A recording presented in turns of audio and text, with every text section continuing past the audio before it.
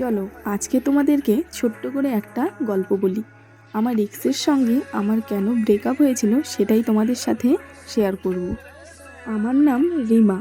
তখন আমি ক্লাস 11-এ পড়ি, আর আমার বয়ফ্রেন্ডের নাম ছিল রাহুল। ও সেম ক্লাসেই পড়তো। আমাদের সম্পর্কটা ছিল 4 বছরের। 2 বছর যেতে না যেতেই দুজনের বাড়ি থেকেই জেনে যায়, আর বাড়ির লোকও রাজি ছিল।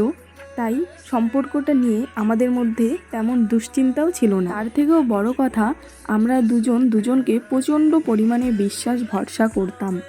আমার বাড়িতে কোনো অনুষ্ঠান হলে ও আসতো, ওর বাড়িতে কোনো অনুষ্ঠান হলে আমি যেতাম। ঠিক একদিন এরকমই আমার বাড়িতে কালী পুজো ছিল। আমাদের বাড়ি থেকে ওদের বাড়িতে বলা হয়েছিল, কিন্তু ওদের একটা সমস্যার কারণে ওর মা বাবা আসতে পারেনি, ও একাই এসেছিল।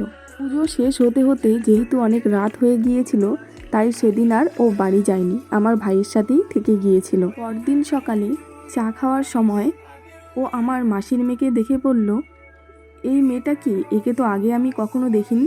তখন আমি ওকে আমার মাসির মেয়ের সঙ্গে পরিচয় করিয়ে দিলাম, এবং বাড়িতে যেহেতু অনেক আত্মীয় স্বজন ছিল, তাই ওদের দুজনকে গল্প করতে বলে আমি একটু কাজে চলে গেলাম। এরপর থেকে আমরা কোথাও ঘুরতে গেলে আমার মাসির মেয়েকে আমার সাথেই নিয়ে যেতাম।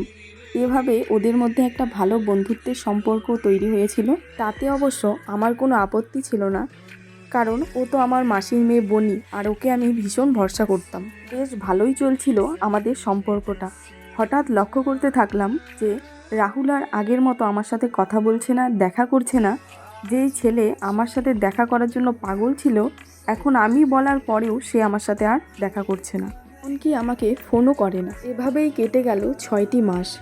একদিন রাহুল আমাকে ফোন করে বলল, ও আর এই সম্পর্কটা রাখতে চায় না, কারণ আমার সাথে থাকলে ও নাকি ভালো করে পড়াশোনা করতে পারছে না, কোনো কাজে মন দিতে পারছে না। আমি যেহেতু ওকে প্রচণ্ড ভালোবাসতাম, তাই আমি ওকে অনেক বুঝিয়েছিলাম, কিন্তু পরে দেখলাম কোনো কিছুতেই আর কাজ হচ্ছে না। তারপর নিজেই সরে গেলাম। তবে অনেক পরে জানতে পেরেছিলাম, আমার সাথে সম্পর্কটা শেষ করে নাকি ও একটা নতুন সম্পর্কে জড়িয়েছে। আর সেটা কার সাথে জানো? আর কেউ না, আমার মাসির মেয়ে, আমার সেই আদরের বোন। এতক্ষণ যে গল্পটা বললাম সেটা আমার নয়, আমারই এক চেনা পরিচিতর। তবে আমি নাম সব পাল্টে দিয়েছি। তোমাদেরও যদি কোনো গল্প থাকে আমাকে বলতে পারো, আমি এরকম ভিডিওর আকারে প্রকাশ করব।